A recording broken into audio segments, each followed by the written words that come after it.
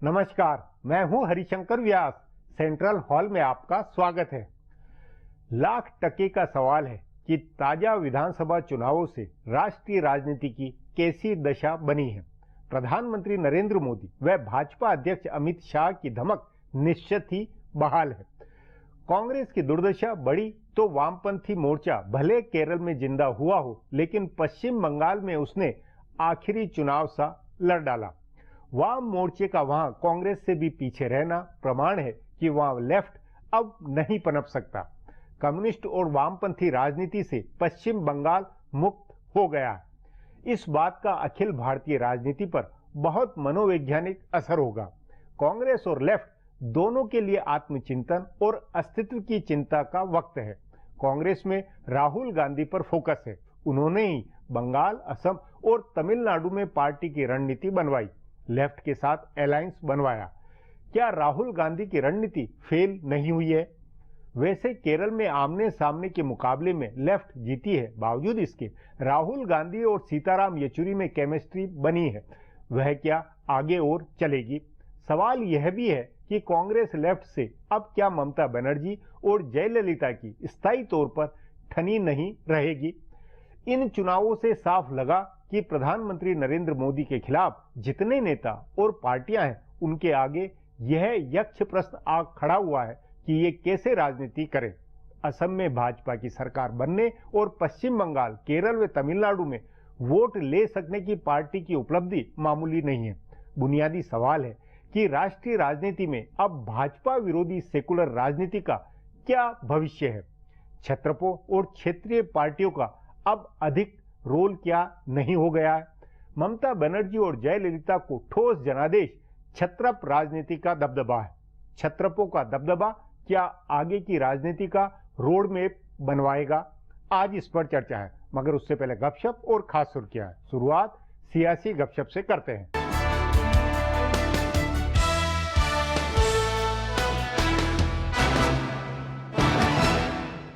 असम के इंतखाबी नताइज कांग्रेस के लिए मील का पत्थर साबित होने वाले हैं। इस इंतखाबात से पहले कांग्रेस के हिकमत अमली बनाने वाले प्रशांत किशोर ने राहुल गांधी को कई मशवरे दिए थे। इसमें एक मशवरा तरुण गोगोई को बदलने का था, लेकिन राहुल ने इससे दो टुक अल्फाज में इनकार किया। उधर गोगोई भी इस बात पर अड़े थे कि वो पार्टी के किसी रहनुमा को कमान नहीं सौंपेंगे, क्योंकि उनको अपने बेटे गौरव गोगोई को कायम करना था। इसी वजह से हिमंता बिस्वा शर्मा पार्टी से बाहर हुए। प्रशांत किशोर ने एक मशवरा असम गण परिषद के साथ मफाहमत का दिया था, लेकिन गोगोई के मशवरे पर राहुल ने उससे भी इनकार किया। इसलिए अब इंतखाबात में पार्टी की जो हालत हुई है, उसके बाद माना जा रहा है कि कांग्रेस के आला रहनुमा प्रशांत किशोर के मशवरे पर संजीदगी से गौर करेंगे। उत्तर प्रदेश और पंजाब में इंतखाबात के लिए उन्होंने कांग्रेस आला कमान को कई मशवरे दिए हैं। हालांकि राहुल और प्रियंका में से किसी को उत्तर प्रदेश के इंतखाबात में प्रोजेक्ट करने का मशवरा शायद ही माना जाए, लेकिन किसी ब्राह्मण चेहरे को प्रोजेक्ट करने के मशवरे को माना जा सकता है। पार्टी के साबिक अरकान पार्लियामेंट और साबिक मरकजी वज़रा को असेंबली इंतखाबात लड़ाने का मशवरा भी माना जाएगा और उम्मीदवारों के नाम का ऐलान भी जल्द हो सकता है। इसी तरह पंजाब में सूबाई सदर कैप्टन अमरिंदर सिंह उनकी हर बात मानने को तैयार हैं। उन्होंने कहा है कि वो प्रशांत किशोर से 100% रजामंद हैं। पार्टी के बागी रहनुमाओं से पैचअप का मामला हो या उम्मीदवारों के इंतखाब का मामला हो, सूबाई और मरकजी क़यादत दोनों अब उन्हें नजरअंदाज नहीं करेगी।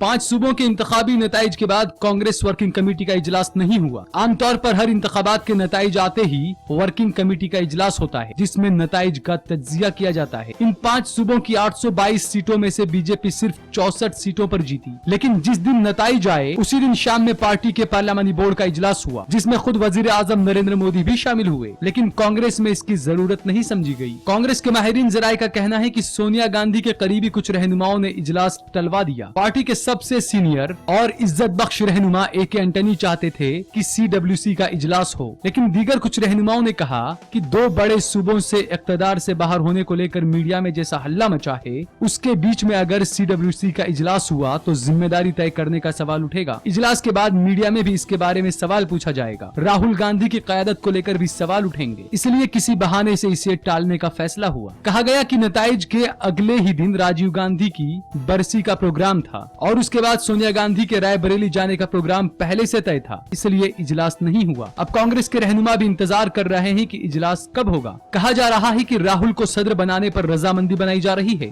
क्योंकि इस बार के इजलास में सदर के ओहदे का 2 टुक फैसला होना है।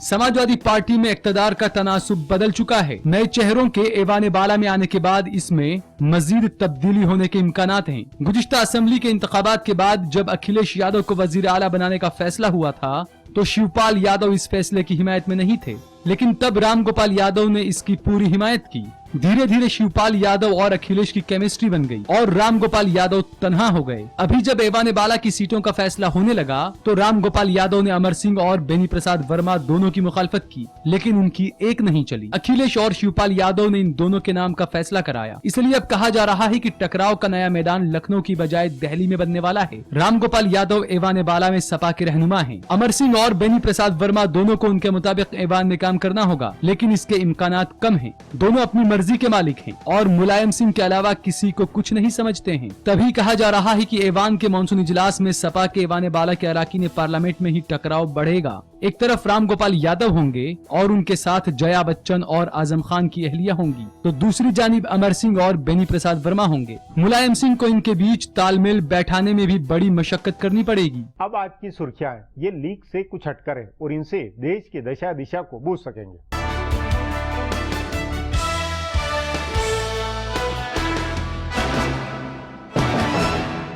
हिंदुस्तान और ईरान के दरमियान चाबहार बंदरगाह मंसूबे को लेकर मुआहदा हो चुका है। इस मंसूबे के पूरा होने पर अफगानिस्तान के साथ हिंदुस्तान का सीधा राब्ता कायम होगा और वस्त एशियाई ममालिक तक हिंदुस्तान की पहुंच हो जाएगी। इस मंसूबे के पूरा होने पर पाकिस्तान जाए बिना ही हिंदुस्तान का समुंदर से नहीं जुड़ने वाले अफगानिस्तान और दीगर वस्त एशियाई ममालिक के साथ आमदो रफ्त आसान हो जाएगी। चाबहार बंदरगाह पहुँचने के बाद इन ममालिक के साथ ईरान के जरिए रेल और सड़क का राब्ता भी कायम हो जाएगा। वजीर आजम नरेंद्र मोदी और ईरान के सदर हसन रूहानी की मौजूदगी में दोनों ममालिक ने चाबहार मंसूबे के साथ दीगर 11 मुआहदों पर भी दस्तखत किए। दोनों रहनुमाओं ने इस मौके पर मुश्तरका प्रेस कॉन्फ्रेंस करके यकीन जाहिर करते हुए कहा कि चाबहार मंसूबा हिंदुस्तान और ईरान के बीच ताउन की नई मिसाल बनेगा। चाबहार के अलावा दोनों ममालिक के दरमियान तवानाई और सकाफती रिश्तों को लेकर भी मुआहदा हुआ। इससे पहले वजीर आजम मोदी का आज यहाँ सादाबाद पैलेस में ईरान के सदर हसन रूहानी ने गर्मजोशी से खैर मकदम किया। इस प्रोग्राम में दोनों ममालिक के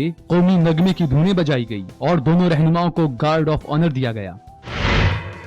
हिंदुस्तान और ईरान ने दहशतगर्दी से लड़ने का मुश्तरका अज़्म जाहिर किया है और कहा है कि दोनों ममालिक दहशतगर्दी और शिद्दत पसंदों का मुकाबला करने के लिए ताउन बढ़ाएंगे। ईरान के 2 रोजा दौरे पर गए वजीर आजम नरेंद्र मोदी ने ईरान के सदर हसन रूहानी के साथ आला सतह की बातचीत के दौरान इस मसले पर तबादला ख्याल किया। दोनों ममालिक ने दहशतगर्दी और शिद्दत पसंदी से निपटने के लिए खुफिया इत्तलात शेयर करने पर रजामंदी जाहिर की। दोनों ममालिक ने इस बात पर फिक्र का इजहार किया कि दहशतगर्दी की बुराई इस हल्के में पांव फैला रही है। वजीर आजम मोदी और सदर हसन रूहानी ने अपने वफ्द को लेकर किए गए मुज़ाकरात में खत्ते में बढ़ती बदअमनी, शिद्दत पसंदी और दहशतगर्दी पर तबादला ख्याल किया। दोनों रहनुमाओं ने इस बात पर यकसा रुख दिखाया कि दहशतगर्दी और शिद्दत पसंदी खत्ते में अमन के सामने कई चैलेंजेस पेश करता है। दोनों रहनुमाओं के गुज़िश्ता साल रूस के उफा में मुलाकात के दौरान भी इन मसाइल पर तबादला ख्याल हुआ था। कांग्रेस में सदर के ओहदे को लेकर चल रही कयासाराइयों के बीच एनसीपी के रहनुमा तारिक अनवर ने सोनिया गांधी के सदर बने रहने की हिमायत की है। उन्होंने कहा है कि बहरान के वक्त उनके सदर का ओहदा छोड़ने से गलत पैगाम जाएगा। तारिक अनवर लंबे वक्त तक कांग्रेस पार्टी से जुड़े रहे थे। साबिक मरकजी वजीर अनवर ने कहा कि बहरान के इस दौर में सोनिया गांधी ओहदा छोड़ती हैं तो इससे गलत पैगाम जाएगा और कांग्रेस के लोग मायूस भी होंगे। बेहतर यही होगा कि वो मौजूदा किरदार में बनी रहें। इसके साथ ही उन्होंने कहा कि राहुल गांधी नायब सदर का किरदार अदा कर रहे हैं और उनको ये किरदार अदा करना चाहिए। उन्होंने ये भी कहा कि फिरका परस्त बीजेपी का मुकाबला करने के लिए कांग्रेस को कौमी सतह पर महाज बनाने के लिए 2004 की तरह कोशिशें करनी चाहिए। उन्होंने कहा कि 2004 में सोनिया गांधी ने खुद सभी जमातों से राब्ता किया था और तब यूपीए 1 को तश्कील दिया गया था। कांग्रेस सबसे बड़ी हिज़्ब इख्तिलाफ जमात है और उसे यूपीए को फिर से मजबूत करने के लिए कदम उठाने चाहिए। गोवा में आइंदा साल होने वाले असेंबली इंतखाबात के लिए अपनी पार्टी की तैयारियों के सिलसिले में गोवा पहुंचे दिल्ली के वजीर आला अरविंद केजरीवाल ने मुसलसल दूसरे रोज कांग्रेस और बीजेपी पर हमला बोला। उन्होंने इल्जाम आयद किया कि कांग्रेस और बीजेपी एक दूसरे से मिले हुए हैं। उन्होंने कहा कि दोनों जमातों के दरमियान एक मुआहदा हुआ है जिसके तहत वो एक दूसरे के रहनुमाओं के खिलाफ कार्रवाई नहीं करते हैं। केजरीवाल ने आप रहनुमाओं और कारकुनान को खिताब करते हुए कहा कि कांग्रेस और बीजेपी का रिश्ता मियाँ बीवी की तरह है। वो घर में लड़ने वाले मियाँ बीवी की तरह हैं, जो एक दूसरे का राज जानते हैं और इसलिए कार्रवाई नहीं करते हैं। उन्होंने दोनों जमातों के लिए एक नया जुमला गढ़ते हुए इन्हें mister and Mrs BJP Congress नाम दिया। केजरीवाल ने ईमानदार शबी वाले मनोहर पर्रिकर को निशाना बनाते हुए कहा कि पहले बताया जा रहा था कि पर्रिकर के पास कई कांग्रेस रहनुमाओं की फाइल है, लेकिन उन्होंने किसी पर कार्रवाई नहीं की। फिलहाल अब एक ब्रेक है, फिर खुलासा होगा।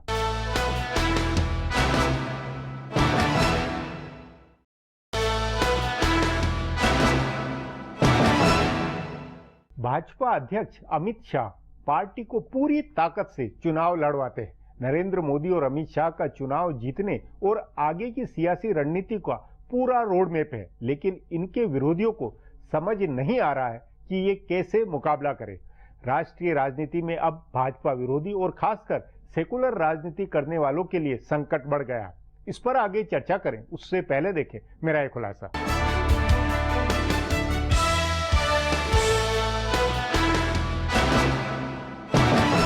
5 सूबों के असेंबली इंतखाबात से कौमी सियासत को लेकर नए इशारे उभरे हैं। कांग्रेस का हाशिए में जाना और उसके मुकाबले बीजेपी का उभार इस नई सियासत की शुरुआत है। ये 5 सूबे ऐसे थे जहां बीजेपी हाशिए की पार्टी थी। इन सूबों में बीजेपी की गैर मौजूदगी से ही कांग्रेस और दीगर जमातों को ये कहने का मौका मिलता था कि बीजेपी कौमी पार्टी नहीं है, लेकिन अब बीजेपी कह रही है कि कांग्रेस नई इलाकाई पार्टी हो गई है। इस नई बात को समझने के लिए इन इंतखाबात के कुछ अदद पर नजर डालने की जरूरत है। कांग्रेस के कई दानिश्वर रहनुमा अदद की बुनियाद पर समझा रहे हैं कि बीजेपी के मुकाबले कांग्रेस को ज्यादा वोट मिले हैं और सीटें भी ज्यादा मिली है। मिसाल के तौर पर असम में कांग्रेस को 31% और बीजेपी को 29.5% वोट मिले हैं, लेकिन बीजेपी ने कांग्रेस के मुकाबले तकरीबन 40 सीटें कम लड़कर इतने वोट हासिल किए हैं। ऐसे ही मगरबी बंगाल और जुनूबी हिंदुस्तान के कई सूबों में बीजेपी की कोई बुनियाद नहीं रही है। इसके बावजूद उसने बंगाल में 10.2% और केरल में 10.5% वोट हासिल किए। कर्नाटक के बाद केरल दूसरा सूबा है जहां बीजेपी के पैर जमे हैं, इसलिए ये बात आगे की सियासत के लिए काफी अहम है। असम की जीत और केरल व बंगाल में मिले वोट ने ही बीजेपी में नया जोश भरा है। तभी नताइज के बाद पार्टी हेडक्वार्टर में जश्न हुआ और वजीर आजम नरेंद्र मोदी व बीजेपी सदर अमित शाह ने कारकुनान को खिताब किया। पार्टी आलाकमान 11 अशोक रोड पर जमा हुई थी। इन नताइज की बुनियाद पर ही बीजेपी अब कुलहीन सतह की सियासत में उतरी है। उत्तर प्रदेश के इंतखाबात से पहले इन नताइज का एक बड़ा असर ये है कि सूबे में तीसरे नंबर की पार्टी मानी जा रही बीजेपी के कारकुनान में नया जोश आया है और अमित शाह ने पूरा फोकस उत्तर प्रदेश पर बनाया है। नताइज के बाद बीजेपी रहनुमाओं ने बार बार दोहराया है कि कांग्रेस अब एक नई इलाकाई पार्टी है जो मुल्क के सिर्फ 7% आबादी वाले हिस्से पर हुकूमत कर रही है, इसलिए कांग्रेस से लड़ने का उसका नजरिया बदलेगा। पार्टी को अब अपना पूरा ध्यान इलाकाइयों पर लगाना होगा। इन सूबों के नताइज का एक पहलू ये भी है कि बीजेपी रियासतों के इलाकाइयों से नहीं जीत पा रही है। असम में उसने कांग्रेस को तो हरा दिया, लेकिन मगरबी बंगाल, तमिलनाडु और केरल में कमाल नहीं कर सकी। इससे पहले भी दिल्ली और बिहार में इलाकाई जमातों से मुकाबले में बीजेपी हारी थी। इस लिहाज से उत्तर प्रदेश का इंतखाब इलाकाई जमातों के खिलाफ बीजेपी के लिटमस टेस्ट की तरह है। कांग्रेस के सामने ले देकर बिहार मॉडल है, यानी अजीम इत्तेहाद बनाने का मॉडल। उसके रहनुमा मान रहे हैं कि अगर बाया महाज के साथ मफाहमत का फैसला पहले हो गया होता तो बंगाल में तस्वीर दूसरी होती। इसी तरह उनको लग रहा है कि अगर तमिलनाडु में विजयकांत, वाइको और रामदोस भी इत्तेहाद में होते तो जयललिता हार जाती। इसलिए कांग्रेस के रहनुमा हर सूबे में अजीम इत्तेहाद की सियासत करेंगे, लेकिन इसका कारगर होना इस बात पर मुनहसिर होगा कि बीजेपी कैसी सियासत करती है। अगर वो भी असम जैसे तजुर्बात करती है तो कांग्रेस और दीगर इलाकाई जमातों के लिए बड़ा चैलेंज पैदा होगा। अब एक ब्रेक है, उसके बाद चुनाव बाद की राष्ट्रीय राजनीति पर चर्चा करेंगे।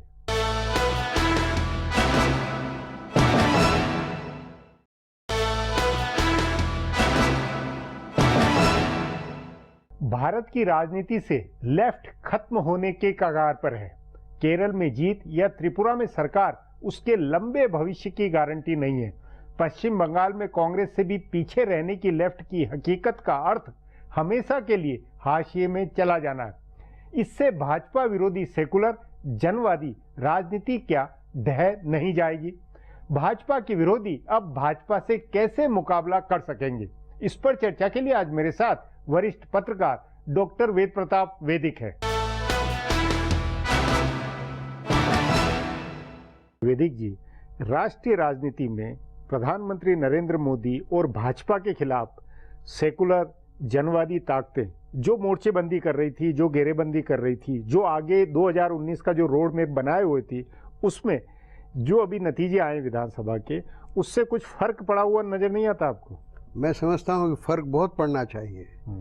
इन सारी पार्टियों को जो धर्मनिरपेक्षता की बात करती हैं, वामपंथ की बात करती हैं, मजदूरों और किसानों की बात करती हैं, इन 5 चुनावों में बड़ी चपत लगी है और इस चपत से उनको कुछ सबक लेना चाहिए। सबक क्या ले? संगठन तो बदल नहीं सकते, नेता भी नहीं बदल सकते, और जो उनकी सो कॉल्ड आइडियोलॉजी है, जो विचारधारा है, जरा उसमें परिवर्तन करना पड़ेगा। वो किताबी विचारधारा है। 1842 में जो मैनिफेस्टो लिखा गया, कम्युनिस्ट मैनिफेस्टो, उसी की वो खिचड़ी बार बार बनाते रहे। वामपंथ और कम्युनिस्ट को तो अब खत्म माना जाए या नहीं माना जाना चाहिए? अब भारत में जब बंगाल के अंदर नंबर 3 चली गई है, पूरी तरह ढह गई है, तो कम्युनिस्ट और वामपंथ तो अब हमेशा के लिए अप्रासंगिक नहीं माने जाएंगे। हाँ, लेकिन केरल में तो आप नहीं, तो केरल है या त्रिपुरा है, वो तो ठीक है, वो तो वहां भी केरल में अगले चुनाव के अंदर क्या हो, क्योंकि केरल में 2 धुरी की राजनीति रही है, उसमें अभी उसका मौका बना। विचारधारा का आपने जैसे जिक्र किया शुरू में, सेकुलरिज्म, वामपंथ, वो अब इन चुनावों ने सिद्ध कर दिया है कि उनका दिवाला पिट चुका है, तो इनको नया विचार लाना पड़ेगा। नहीं, पर इनकी धुरी तो अभी भी, क्योंकि मुस्लिम वोटों का जो रोल आसाम में, या ये एक धारणा बनी थी कि वो कांग्रेस को जिंदा करके उसको दिल्ली में जमवाना चाहते हैं, इसलिए वो एक राजनीति हो रही थी, वो भी एक तरह से फेल हुई है। मुस्लिम वोट हर जगह फेल हो गया। हाँ, वही तो ये कि आसाम में तो 30% से अधिक थे, फिर भी वहाँ बीजेपी बहुमत अपने बूते। आसाम में फ्लॉप हो गया, केरल में फ्लॉप हो गया, वो तमिलनाडु में फ्लॉप हो गया, कहीं भी इन ब्लॉक नहीं मिलता है। उसमें अब ये भी है कि कई जो मुस्लिम संगठन हैं, पार्टियां, वो खड़ी हो गई हैं और उनकी वजह से इनके वोट कट गए हैं। तो जो सांप्रदायिक वोट ये चाहते थे, मैं उसको सांप्रदायिक वोट कहता हूँ, उसको ईसाई मुस्लिम वोट क्यों कहें, वो सांप्रदायिक वोट भी इन धर्मनिरपेक्ष पार्टियों को जो मिला करता था, वह मिलना बंद हो गया है। तो इसका मतलब हर तरह से ये धर्मनिरपेक्ष पार्टियां बिल्कुल अपना अस्तित्व खोती जा रही। तो उस नाते ये माना जाए कि 2019 का या आगे उत्तर प्रदेश और इन बाकी जो आगे चुनाव आने वाले, उसमें भाजपा का रास्ता आसान हुआ, क्योंकि ये चुनाव से साबित हुआ कि भाजपा से जहां कांग्रेस का मुकाबला है, वहां भाजपा का अपर हैंड हो जाता है और आगे भाजपा से का कांग्रेस से कई जगह मुकाबला होना है। हाँ, निश्चित रूप से अब जो अगले चुनाव आ रहे हैं प्रांतों के, उनमें प्रांतीय मुद्दे, प्रांतीय नेतृत्व, प्रांतीय प्रबंधन, जैसे कि बंगाल में हुआ, भ्रष्टाचार का मुद्दा था, वहाँ शारदा वाला मामला था और दूसरे मामले थे, नारदा वाला था। इन सब मामलों के बावजूद ममता के प्रबंधन को, उसके नेतृत्व को, उसके आक्रामकता को, उसके पौरुष को लोगों ने वोट दिया। यही बात उत्तर प्रदेश में होने वाली है। वहाँ लोग देखेंगे कि स्थानीय मुद्दे क्या हैं। और आप एक बात की बहुत गौर करें, मार्क करें एक बात, कि देखिए पिछले 2 चुनावों में क्या हुआ। बिहार में कोई स्थानीय नेतृत्व नहीं था और दिल्ली में कोई स्थानीय नेतृत्व नहीं था। एक नकली किसी नेता को ला के बिठा दिया कि ये भावी मुख्यमंत्री है, और मोदी अपने दम पे चाहते थे कि मुझे वोट मिले, लेकिन ये बात अब गलत सिद्ध हो गई है। वहाँ सोनोवाल को बिठाया उन्होंने, सर्बानंद को। उसको देखकर आसाम की जनता ने सोचा कि भाई ये मतलब एक अलग जो वहाँ के स्थानीय व्यक्ति को प्रोजेक्ट किया, उसका फायदा हुआ, जो बिहार में इन्होंने नहीं किया था और दिल्ली में गलती की थी। हाँ, तो उसका फायदा हुआ है।